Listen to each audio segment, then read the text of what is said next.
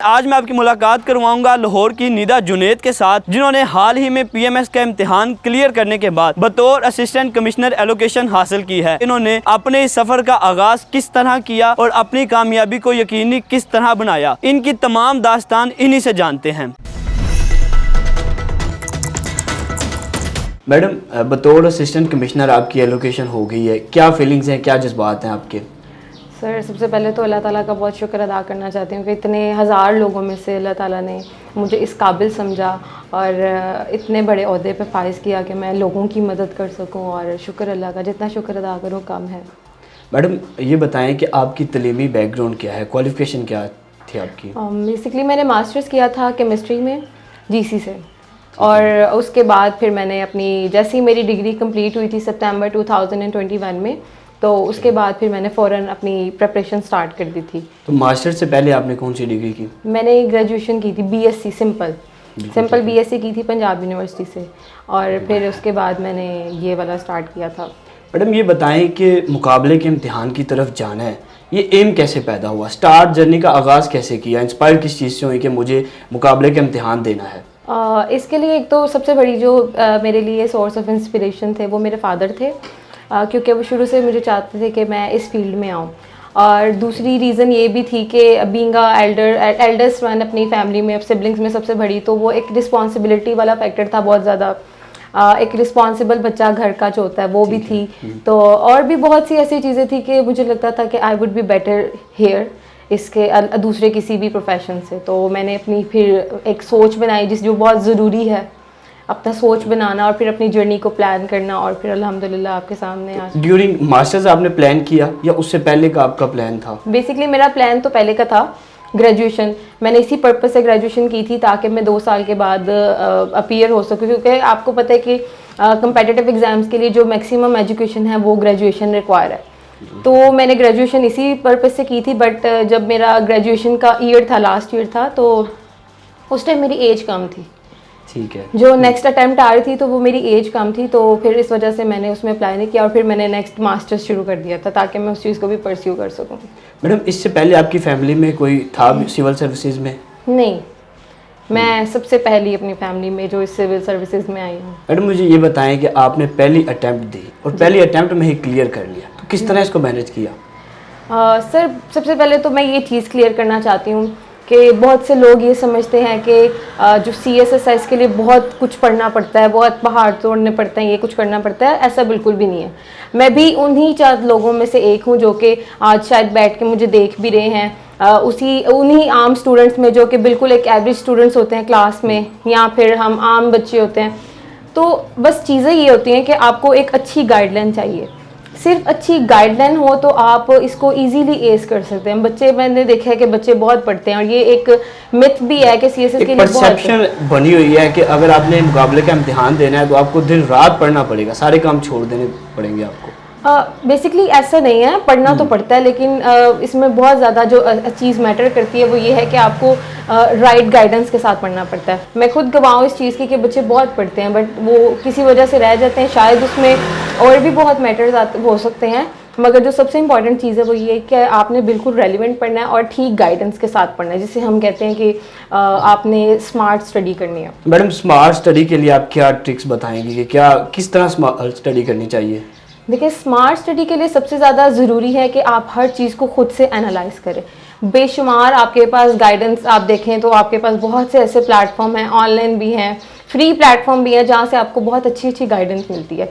तो किसी एक चीज़ के ऊपर रिलाय ना करें, मल्टीपल सोर्सेज को एक्सप्लोर करें और फिर खुद से हर चीज़ को देखें कि आपको कैसा लग रहा है, कि आप किस तरह से चीज़ें हमने तैयार करनी है, कौन कौन सी चीज़ें बार बार पूछी जाती हैं, कौन सी चीज़ें नहीं पूछी जाती। टॉपर्स के या जो बच्चे जिन्होंने रिसेंटली क्वालिफाई किया होता है, आप उनके पेपर्स देखें, उनकी टेक्निक्स पूछें, तो ये चीज़ें बहुत मैटर करती हैं। और मैंने इस चीज़ को बहुत एक्सप्लोर किया था हर तरीके से, हर डिफरेंट सोर्स को अपने ऊपर अप्लाई भी किया, और सब कुछ उस तरीके से मैंने तैयार भी किया था। मैडम, आपका तैयारी का ड्यूरेशन कितना था, कितने मंथ आपने या कितने साल आपने तैयारी की और फिर आपने अटेम्प्ट दी? सर, बेसिकली मैंने अपनी तैयारी जो एक माइंड बना के एक स्टार्ट की थी वो जून में की थी, जून 2021 में। ठीक है। और जून 2021 में जब मैंने स्टार्ट की थी तो सितंबर तक तो मुझे समझ नहीं आई कि हो क्या रहा है।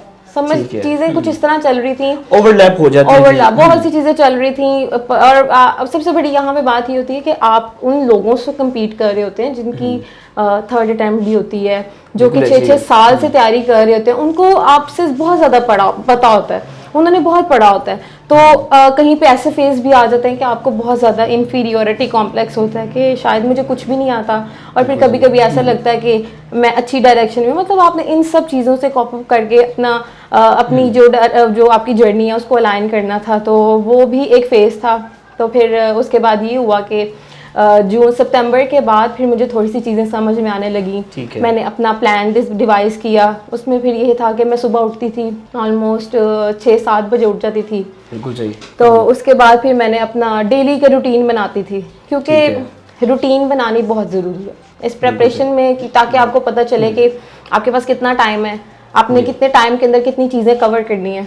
तो उसमें ये था कि मैंने अपना पूरा शेड्यूल बनाया होता था। मुझे पता था कि मैंने इस महीने में इतना ख़त्म करना है, इस हफ्ते में इतना ख़त्म करना है, बिल्कुल और सही। इस दिन में इतना ख़त्म करना है। तो ये चीज़ें आपको बहुत हेल्प करती हैं। शादीशुदा ज़िंदगी को साथ लेके चलना, घर को भी चलाना और फिर स्टडीज़ को मैटर करना, ये कितना आसान और कितना मुश्किल रहा आपके लिए? इसके लिए बेसिकली मेरी जो इन लॉज की फैमिली है वो माशाल्लाह बहुत ज़्यादा कोऑपरेटिव मेरे साथ। मुझे कभी फील ही नहीं हुआ कि मैंने दोनों चीज़ों को एक साथ मैनेज करना है। तो मैं सिर्फ एट अ टाइम अपनी स्टडी को मैनेज कर रही थी, और दूसरा आई रिसेंटली गोट मैरिड, अभी सिर्फ 1 या 1.5 महीना ही हुआ है।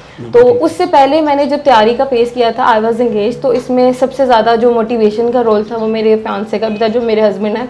उन्होंने भी बहुत ज़्यादा मुझे मोटिवेट किया था कि लाइक आप तैयारी करो। मैंने और किसी दूसरी जॉब की तरफ नहीं था, बस एक दफ़ा एम बनाया यही करना है, और पूरा साल इसमें पूरी जो अपनी स्ट्रगल थी इन्वेस्ट किया, और इसकी तैयारी करके यही वाली अटैम्प्ट दी, और अल्हम्दुलिल्लाह उसी में अल्लाह ताला ने कामयाबी दी। मैंने कभी नहीं सोचा कि मेरे पास 2-3 अटैम्प्ट्स हैं। मैंने कहा मेरे पास पहली और आखिरी अटैम्प्ट है, मुझे नहीं पता कि बाद में क्या हालात होंगे या कैसे मैं दे पाऊँगी नहीं दे पाऊँगी। और ये एक बड़ा फैक्ट है कि जो बच्चा जितना वो पहली अटैम्प्ट में फोकस्ड होकर तैयारी करके आप जितना अच्छा वो अटैम्प्ट देते हैं, वो उतनी ज़्यादा आपके लिए बेहतर होती है। मैडम, जब आपने आगाज़ किया तो फैमिली का क्या रिस्पांस था? आपके बाबा का, आपकी मदर का, आपके बहन भाइयों का, वो किस हद तक आपके साथ कोऑपरेटिव रहे? मेरी फैमिली बहुत ज़्यादा कोऑपरेटिव थी।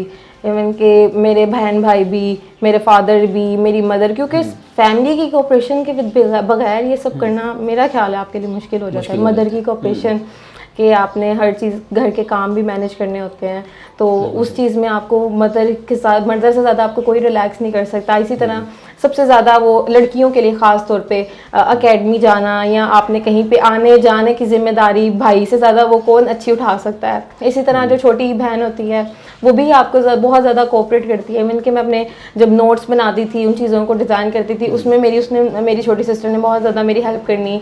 और फिर ये है कि ये जर्नी फिर मैं कहती हूँ ये जो कामयाबी है ये हमारी फिर पूरी फैमिली की कामयाबी होती है, किसी एक पर्सन की कामयाबी नहीं होती है। बिल्कुल ऐसी। मैडम, हम देखते हैं कि जब कोई बच्चा ये बात करता है कि मैं मुकाबले का इम्तिहान देना चाहता हूँ, तो जहाँ उन्हें बहुत से लोगों की मोटिवेशन मिलती है, वहाँ बहुत से ऐसे लोग भी होते हैं जो डीमोटिवेट करते हैं, ओ यार नहीं तुमसे नहीं हो पाएगा, या तुम किस तरह की बातें कर रहे हो। तो आपकी जर्नी में ये फेस आया? ऐसा फेस तो बार बार आता है, आपके आखिरी दिन तक आता है। जिस दिन आप पेपर देने जाते हैं उस दिन भी आता है। तो आपने किसी भी चीज़ को नहीं सोचना। और मेरे टीचर कहा करते थे कि जो बच्चा एक दफ़ा आपको नेगेटिव बात कह दे उससे मिलना छोड़ दें। बिल्कुल सही। बिल्कुल मिलना छोड़ दें। बहुत से ऐसे आपके अपने दोस्त होते हैं जो आपको मोटिवेट तो करते हैं लेकिन साथ साथ डीमोटिवेट करते हैं, आप ब्लॉक कर दें। सिंपल, जो आपको डीमोटिवेट करे आप उसको छोड़ दें, आप अपनी तैयारी करें और अच्छी तैयारी करें और अटैम्प्ट दें। मैं भी उन्हीं लोगों में से एक हूँ जो सब लोग मतलब इस चीज़ की ख्वाहिश करते हैं, और फिर आपके साथ अल्लाह ताला की मदद होती है। बिल्कुल। मैडम, जो नौजवान हमें देख रहे हैं और असिस्टेंट कमिश्नर बनना चाहते हैं, उनके लिए कोई एक बात जो आप कहना चाहें?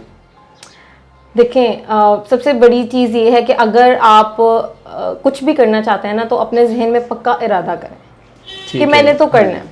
और जब आप पक्का इरादा करेंगे तो दुनिया की कोई चीज़ आपको नहीं रोक सकती। आप फिर अपना दिमाग बनाएं, अपनी तैयारी करें, आप चीज़ों को देखें। कोई भी इंसान, जिस तरह हम कहते हैं कि 12 सब्जेक्ट्स हैं, इतना पढ़ना पड़ता है, कोई भी आसमान से तो नहीं उतरा। हर यहीं पे हम सब बच्चे हैं, एक साथ यूनिवर्सिटी में पढ़ते हैं, एक साथ कॉलेजेस में पढ़ते हैं, उन्हीं में से कुछ बच्चे पढ़ते हैं। तो चीज़ें इतनी मुश्किल नहीं हैं, चीज़ें एक दूसरे से ओवरलैप करती हैं। और ये है कि इसकी तैयारी का यही बहुत अच्छा फैक्टर है कि बहुत सी चीज़ें आप एक साथ तैयार करते हैं, एक चीज़ तैयार करते हैं वो 4 से 5 जगह इस्तेमाल हो रही होती है, तो ये इसकी तैयारी इतनी मुश्किल नहीं है अगर आपके पास ठीक गाइडेंस है तो हर इंसान इस मुकाम तक पहुंच सकता है। बस ज़रूरी ये है कि वो अपनी नियत करे और फिर कंसिस्टेंट रहे। एक बार सोच लिया तो ये करना है तो ये करके ही रहना है बस। Thank you so much madam. मेरे साथ निदा जुनैद मौजूद थी जिन्होंने हाल ही में PMS का इम्तिहान क्लियर किया और इनकी बतौर असिस्टेंट कमिश्नर एलोकेशन हुई है, और इनकी बातों में बहुत से नए एस्पायरेंट के लिए मोटिवेशन भी है और यकीनन रहनुमाई भी होगी।